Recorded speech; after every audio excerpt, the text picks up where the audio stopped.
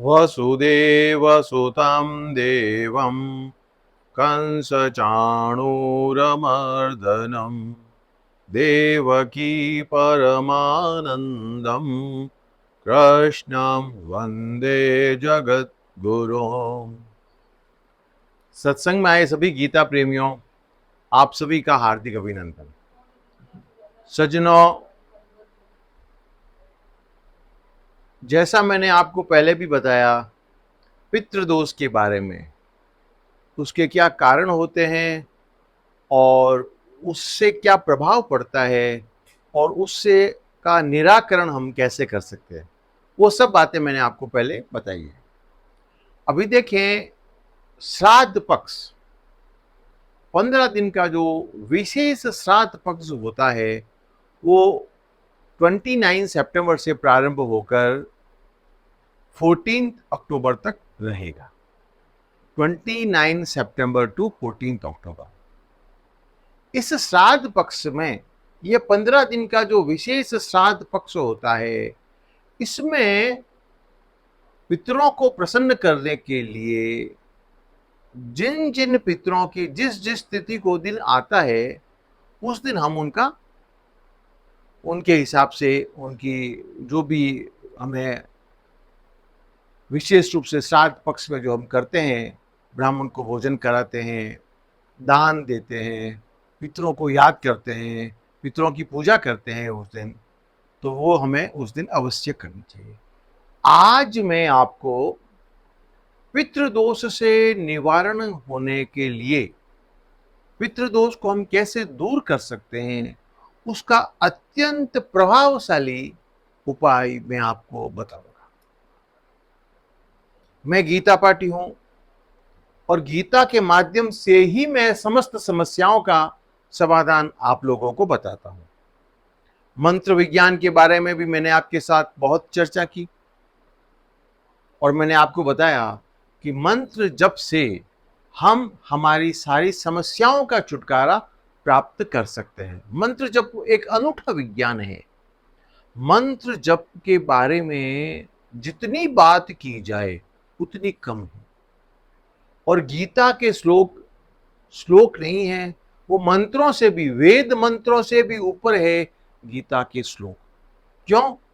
क्योंकि गीता भगवान श्री कृष्ण की स्वयं की वाणी है, भगवान की वाणी है। भगवान ने खुद गीता को बोला है अपने श्रीमुख से। तो पितृदोष निवारण करने के लिए गीता जी के कौन से अध्याय का पाठ हमें नित्य करना चाहिए? गीता जी के 7वें अध्याय का ज्ञान विज्ञान योगो नाम 7वां अध्याय, 7वें अध्याय का हमें रोजाना पाठ करना चाहिए। और श्राद्ध पक्ष में तो स्पेशली जो मैंने आपको बताया ना, 29 सितंबर से 14 अक्टूबर तक जो श्राद्ध पक्ष प्रारंभ होने जा रहा है, उसमें तो रोजाना गीता जी के 7वें अध्याय का पाठ करना चाहिए। सिर्फ 30 श्लोक होते हैं गीता जी के 7वें अध्याय में। ज्ञान विज्ञान योग नाम 7वां अध्याय में सिर्फ 30 श्लोक हैं। और अगर आप इसका नित्य नियमित पाठ करते हैं तो 5 मिनट से ज्यादा आपको नहीं लगेंगे। सिर्फ 5 मिनट के अंदर आप गीता जी के 7वें अध्याय का पाठ कर सकते हैं, परंतु उसके फायदे बहुत अत्यंत जबरदस्त हैं। पितृदोष निवारण करने के लिए गीता जी का 7वां अध्याय अत्यंत प्रभावशाली, अत्यंत शक्तिशाली और ये आजमाया हुआ उपाय है। आप सभी को मैं करबद्ध प्रार्थना करता हूं कि जो 29 सितंबर से 14 अक्टूबर पितृपक्ष प्रारंभ होने जा रहा है, उसमें रोजाना नित्य प्रतिदिन सुबह स्नान करके भगवान की पूजा अर्चना करके गीता जी के 7वें अध्याय का ज्ञान विज्ञान योग नाम 7वां अध्याय है, उसका रोजाना पाठ करें। आपके पितर आपसे प्रसन्न हो गए।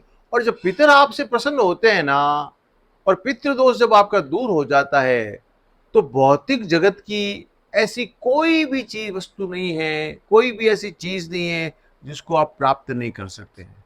आपकी समस्त कामनाओं की पूर्ति करने में हमारे पितर जो है वो समर्थ है। वो हमारी समस्त कामनाओं की पूर्ति हमें कर सकते हैं। भौतिक जगत में तो हमको फायदा होता ही है, आध्यात्मिक जगत के अंदर भी हमें फायदा होता है। तो हम हमारे पितरों का दोष जो है हमारे ऊपर होता है वो हम दूर कर सकते हैं सिर्फ और सिर्फ गीता जी के 7वें अध्याय का पाठ करके। एक बार मैंने आपको गीता जी के 11वें अध्याय का 36वां श्लोक भी बताया था। स्थान ऋषिकेश तव प्रकीर्त्या जगत्पयस्य त्यनुरज्यते च रक्षांसि भीतानि दिशो द्रवन्ति सर्वे नमस्यन्ति च सिद्धसंगाः। तो 11वें अध्याय का 36वां श्लोक है। इस मंत्र का भी आप पाठ कर सकते हैं और इस मंत्र का संपुट वल्ली पाठ भी कर सकते हैं गीता के 12 अध्याय के साथ। संपुट वल्ली पाठ कैसे किया जाता है उसका मैंने एक अलग से वीडियो बनाया हुआ है, तो आप वो वीडियो देख सकते हैं। उसकी कुछ नियम हैं, जैसे वो तारों की उपस्थिति में किया जाता है, यानी सायंकाल से लेकर के सुबह ब्रह्म मुहूर्त तक आप उस पाठ को कर सकते हैं। संपुट पाठ कैसे करते हैं, संपुट वल्ली पाठ कैसे करते हैं, वो तरीके मैंने आप सब लोगों को बताए हुए ही हैं। जो 29 सितंबर से प्रारंभ होने जा रहा है श्राद्ध पक्ष, उसके अंदर आप गीता जी के 7वें अध्याय का पाठ कीजिए। 30 श्लोकों का पाठ है और फिर आप मेरे से कांटेक्ट भी कर सकते हैं। अगर आपसे नहीं हो सकता है तो मैं आप लोगों के लिए कर सकता हूं। आप मेरे से कांटेक्ट कर सकते हैं फोन पर। फोन नंबर पे मेरा फोन नंबर आप सब लोगों को मालूम ही है, तो आप मेरे से फोन कर सकते हैं और मैं आपको बता दूंगा। और जब 29 तारीख से प्रारंभ होगा पितृपक्ष, उस समय भी मैं आपको एक बार और बता दूंगा। तो पितृपक्ष प्रारंभ हो रहा है। पितरों का दोष छोड़ने के लिए अत्यंत महत्वपूर्ण और शक्तिशाली उपाय मैंने आपको बता दिया है। जय श्री कृष्ण। हरे कृष्णा कृष्ण कृष्णा हरे हरे, हरे राम राम राम हरे हरे। वसुदेव सुतं देवं कंसचाणूरमर्दनं देवकी परमानंदं कृष्णं वंदे जगद्गुरुं। जय जय श्री राधे श्याम।